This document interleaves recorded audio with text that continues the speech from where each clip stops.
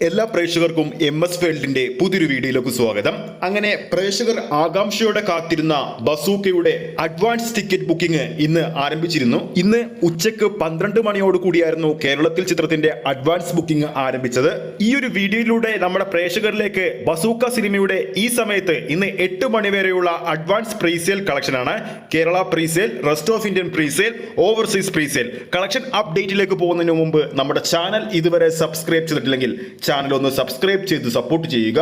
പ്രേക്ഷക സപ്പോർട്ട് ഉണ്ടെങ്കിൽ നമ്മുടെ ചാനൽ ഉടൻ തന്നെ 28,000 സബ്സ്ക്രൈബേഴ്സിലേക്ക് എത്തുന്നതായിരിക്കും. എല്ലാ പ്രേക്ഷകരുടെയും സപ്പോർട്ട് പ്രതീക്ഷിക്കുന്നു. ഇനി വെറും 3 ദിവസങ്ങൾ മാത്രമാണ് മമ്മൂക്കയുടെ ബസൂക്ക എന്ന സിനിമയുടെ തിയേറ്റർ റിലീസിനുള്ളത്. ഈ വരുന്ന ഏപ്രിൽ 10 ചിത്രം തിയേറ്ററുകളിലേക്ക് എത്തുമ്പോൾ ചിത്രത്തിന്റെ അഡ്വാൻസ് ബുക്കിംഗ് ഇപ്പോൾ ആരംഭിച്ചിരിക്കുകയാണ്. റെസ്റ്റ് ഓഫ് ഇന്ത്യയിൽ ചിത്രത്തിന്റെ അഡ്വാൻസ് ബുക്കിംഗിലൂടെ മാത്രം ഇതിനോടകം തന്നെ 80,000 മുകളിലുള്ള കളക്ഷനാണ് ബസൂക്ക നേടിയിരിക്കുന്നത്. ചിത്രത്തിന്റെ കേരള അഡ്വാൻസ് പ്രീസെയിൽ കളക്ഷനിലേക്ക് പോകുമ്പോൾ ഇന്ന് 8 മണിയോട് കൂടി പുറത്തു വന്ന റിപ്പോർട്ടുകൾ പ്രകാരം 33,66,000 കഴിഞ്ഞാണ് ഏറ്റവും പുതിയ റിപ്പോർട്ടുകൾ പുറത്തു വരുന്നത്. ഈ ചിത്രത്തിന്റെ ഓവർസീസ് കളക്ഷൻ അപ്ഡേറ്റിലേക്ക് വരുമ്പോൾ 44 ലക്ഷം കഴിഞ്ഞാണ് പുതിയ റിപ്പോർട്ടുകൾ സൂചിപ്പിക്കുന്നത്.